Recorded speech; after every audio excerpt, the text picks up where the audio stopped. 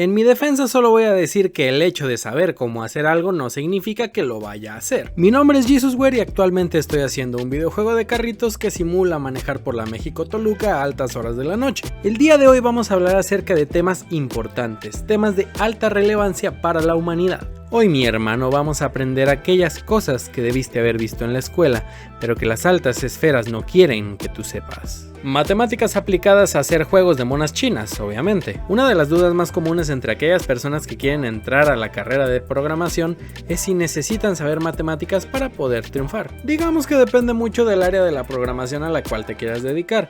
Por ejemplo, si quieres ser desarrollador web enfocado en frontend, yo creo que es más importante que aprendas cómo sobrevivir con menos del salario mínimo. Ahora bien, cuando le preguntes a un desarrollador de videojuegos para qué se utilizan las matemáticas en su área, el ejemplo más común que te van a dar es medir la distancia entre dos puntos utilizando el teorema de Pitágoras. Para los que no lo sepan, en Unity y prácticamente en cualquier motor de videojuegos, los objetos de la escena tienen asignadas coordenadas en el eje X, Y y Z. Si entendemos nuestra escena de juego como un plano cartesiano, podemos asignar a cada uno de los objetos en esta unas coordenadas que nos indiquen su posición. Estas coordenadas las podemos visualizar a través del atributo position del componente transform. La distancia entre estos dos puntos, por otro lado, se representa con un vector. Aquí es donde yo he notado que los nuevos desarrolladores suelen confundirse, ya que tanto los puntos en el plano cartesiano como los vectores se representan con dos números ordenados. Lo que pasa es que los puntos en el plano cartesiano sirven para representar una posición exacta, mientras que los vectores sirven para representar movimiento. Por ejemplo, este vector tiene los valores 4 y 3, porque nos estamos moviendo 4 unidades en X y 3 unidades en Y. Fíjense en esto, nosotros no sabemos qué distancia hay entre estos dos puntos, pero podemos calcularla ya que la distancia recorrida en X y la distancia recorrida en Y forman un triángulo rectángulo donde la distancia total entre los puntos es igual a la hipotenusa. ¿Cómo aplicaríamos esta información para nuestro juego de monas chinas? Supongamos que tenemos un juego llamado Netorare Simulator. En este juego tenemos dos personajes, la esposa y el cook. Si nosotros queremos calcular la distancia entre estos dos personajes, basta con que nos demos cuenta de que la distancia en X es representada por este vector y la distancia en Y es representada por este otro vector, y a su vez estos dos vectores dibujan un triángulo rectángulo en donde la distancia entre los dos personajes está representada por la hipotenusa. Haciendo uso del confiable Pitagorazo podemos encontrar que la distancia entre el cook y la esposa es de 5. ¿5 qué? 5 unidades. Afortunadamente, para ti, no para el cook, Unity y la mayoría de motores de videojuegos ya tiene funciones integradas que hacen estos cálculos por ti. Sin embargo, a partir de este simple conocimiento podemos empezar a diseñar varias mecánicas. Cuando restamos las coordenadas de dos objetos, el vector resultante representa la cantidad de movimiento que tendría que hacer el primer objeto para estar en la posición del segundo. Esto es útil para cuando queremos lanzar un proyectil en una cierta dirección. En este ejemplo estamos tomando la posición del jugador y la posición de la mira. Al restar ambos vectores obtenemos la dirección en la cual tenemos que lanzar la flecha. O bueno, más o menos.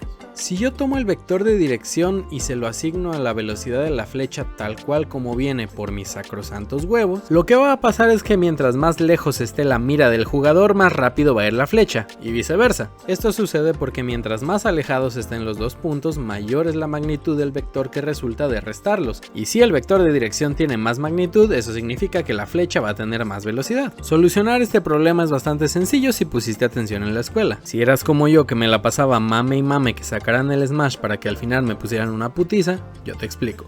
La magnitud de un vector es simplemente la distancia que existe entre un punto y el otro. Si se fijan bien, la dirección entre el vector que se dibuja desde el punto A al punto B es la misma dirección que entre el punto A y el punto C, pero claramente la distancia no es la misma. Normalizar un vector simplemente es encontrar otro vector igual, pero cuya magnitud sea de 1. Esto se consigue dividiendo cada uno de los componentes entre la magnitud original. Siguiendo nuestro ejemplo, 3 entre 5 son 0.6 y 4 entre 5 son 0.8. Y si dibujamos ese vector partiendo del punto inicial, vemos que efectivamente va en la misma dirección, pero tiene una magnitud de 1.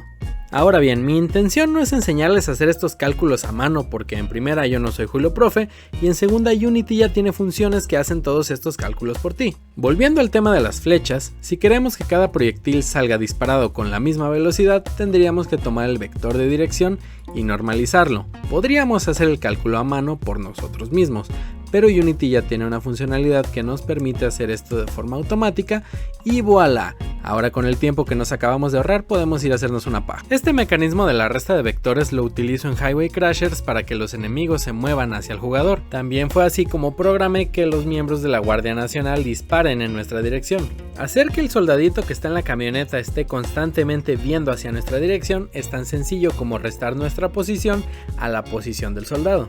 O sea, lo que llevamos haciendo todo el video. Aunque para hacer que el soldadito mire en nuestra dirección se necesitan un par de pasos extra. Aquí estamos calculando el vector de dirección, simplemente estamos tomando la posición del jugador y le estamos restando la posición del soldado. Recordemos, las posiciones son simplemente un punto en el plano cartesiano, un par de coordenadas X y Y. Luego lo que hacemos es calcular el ángulo en el cual está nuestro personaje utilizando la arcotangente. Y ese ángulo después lo estamos limitando a un cierto rango. Esto lo puse porque quiero reutilizar este código para otros enemigos en los que no quiero que se esté tomando en cuenta toda la circunferencia. Y luego ya ese ángulo calculado se lo asignamos a la rotación del objeto utilizando esta función de acá, que básicamente lo que hace es transformar un ángulo en una rotación válida para que Unity la interprete. Y de nuevo, el objetivo de este video no es que se memoricen cada concepto que estoy presentando para que ustedes lo copien mecánicamente, sino más bien entender para qué chingados nos hicieron aprender vectores en la prepa. Recapitulando, mover un objeto de un punto A a un punto B es tan sencillo como restarle a la posición de nuestro personaje la posición del punto donde queremos llegar. Esto es sencillo y no tiene mayores complicaciones cuando no tenemos ningún obstáculo estorbándole a nuestro objeto. Sin embargo, la cosa se complica cuando tenemos un obstáculo en el medio, o varios obstáculos, ¿por qué no? Continuando con el ejemplo de un juego de monas chinas, supongamos que estamos trabajando en un proyecto llamado, no sé, deslechando al soldado Ryan. Supongamos que este laberinto es nuestra escena de juego. Aquí tenemos dos personajes, nuestro jugador, que es el soldado Ryan, y un enemigo, el macho castigador, que quiere atraparnos para hacernos cosas malas. Si intentáramos mover a nuestro enemigo como en los ejemplos anteriores utilizando el vector de dirección, nos toparíamos con un muro. Para situaciones como esta, en las cuales tenemos que considerar también los elementos del entorno, existen los llamados algoritmos de navegación. Entre todos estos, el más famoso y el más usado es el algoritmo A estrella. Lo que se me hace chistoso es que este algoritmo originalmente se pensó para implementarse en robots de exploración espacial. De hecho, saliendo un poco del tema, me da risa cómo muchos conceptos que se utilizan hoy en día en desarrollo de videojuegos originalmente estaban pensados para resolver problemas científicos serios. De hecho, la experiencia promedio leyendo un libro sobre desarrollo de videojuegos es algo más o menos así. El algoritmo de selección recursiva no parametrizada fue diseñado por el Departamento de Neuroginecología Paranormal de la Universidad de Stanford, con el objetivo de detectar a tiempo el síndrome del testículo caído. Sin embargo, surgieron algoritmos más eficientes con este mismo propósito. Su primera implementación en un videojuego fue en el Red Dead Redemption 2, donde se utilizó para encoger los testículos de los caballos según el clima. Volviendo a los algoritmos de navegación, ¿cómo funciona el algoritmo A estrella? Bueno, supongamos que ahora queremos incursionar en los juegos de realidad aumentada y estamos diseñando un juego que funcione con el GPS. Pongámosle el nombre de Pokemilf Go. Nuestro personaje, el Jimen Slayer, quiere encontrar la ruta más corta para llegar a la casa de Kareli Ruiz, por lo que nuestro juego deberá poder sugerir esta ruta. Noten que en este ejemplo nuestro personaje tiene varias rutas disponibles. Puede irse por este lado, puede irse por aquí abajo. Si evaluamos por ejemplo estas dos rutas, a partir de este punto podemos ver que la distancia que hace falta para llegar al objetivo es prácticamente la misma. Sin embargo, la distancia que se ha recorrido antes claramente en este camino es menor que en este otro. Para hacer todos estos cálculos se utilizan tres valores. H, que es la distancia desde el punto que estamos evaluando hasta la meta. G, que es la distancia desde ese punto pero hacia el inicio del recorrido. Y F, que es la suma de estos dos valores. Ahora vamos a ver un ejemplo utilizando el algoritmo A estrella de cómo encontrar el camino más corto para que el macho castigador le haga cosas no cristianas al soldado Ryan. Ahora bien, para encontrar el camino más corto desde nuestro punto de inicio hasta nuestra meta, tendremos que evaluar H, G y F en cada uno de los puntos del recorrido. avanzando hacia aquel punto que tenga un valor de f más bajo. En nuestro punto de abajo h es igual a 4.12, recordemos que esa es la distancia desde aquí hasta nuestra meta, g es 1 porque solamente estamos a un paso de distancia y f es la suma de estos dos.